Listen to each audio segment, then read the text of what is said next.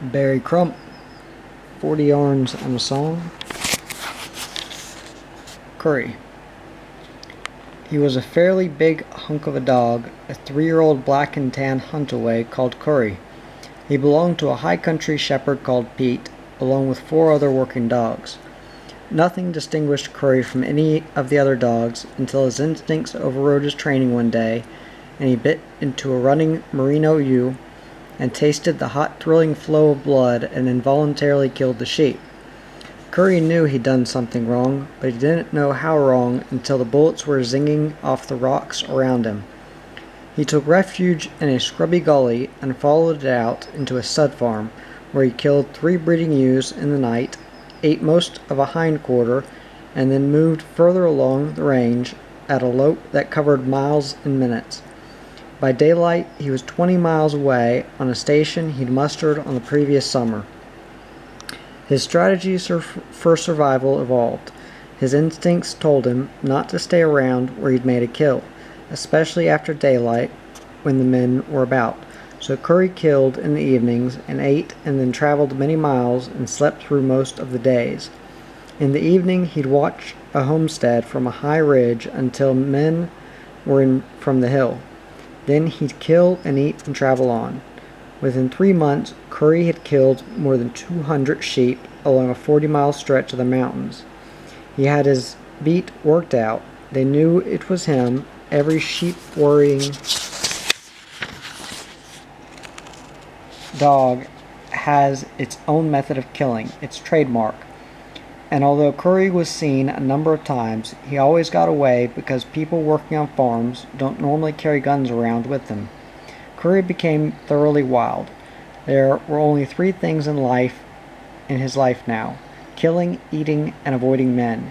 Killing was easy. He could kill 30 sheep in a night and be holed up miles away on another property by dawn. Eating was never a problem. He tried other meat. Goat was all right, but harder to catch than sheep, and they didn't have that exciting smell and taste. Rabbit was too quick and not much to eat. Possum was something of a treat, but it was tricky to get. Possum could fight. Kuri had several scars on his nose from an encounter with a big buck possum on a moonlit track.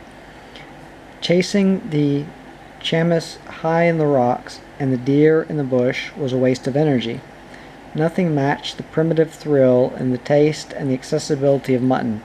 He could stalk up on a sheep grazing in the tussock and have it by the throat before it could move 2 body lengths.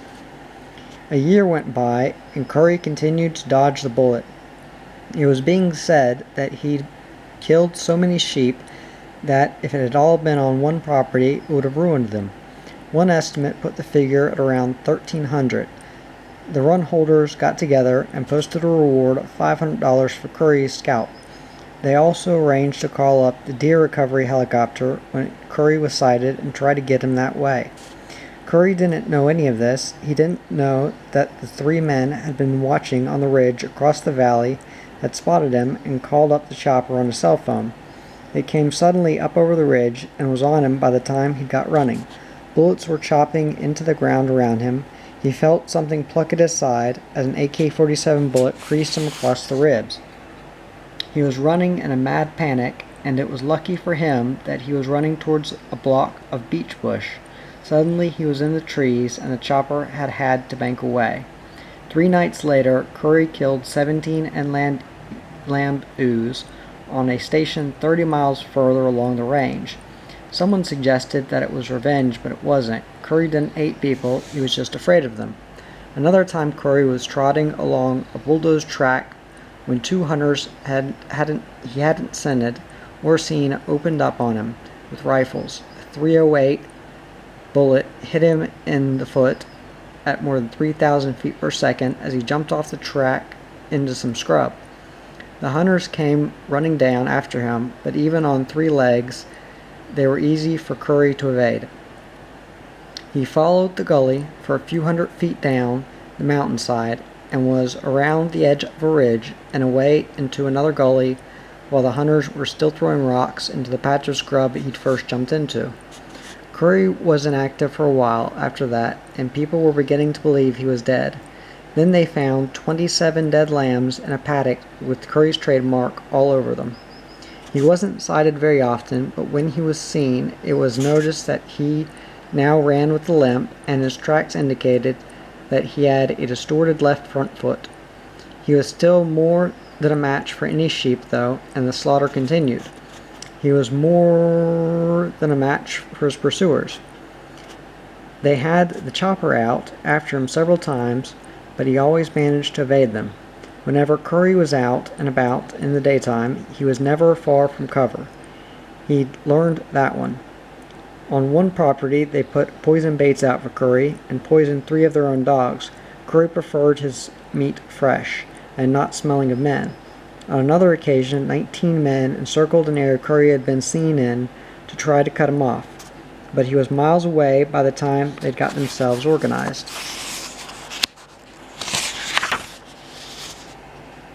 He could be seen in one place, and within an hour it could be seen somewhere else 15 miles away. My wife and I were living in an outback hut on a high country run that was on Curry's beat. We'd seen him a few times, but never got a shot at him. He was real good at disappearing.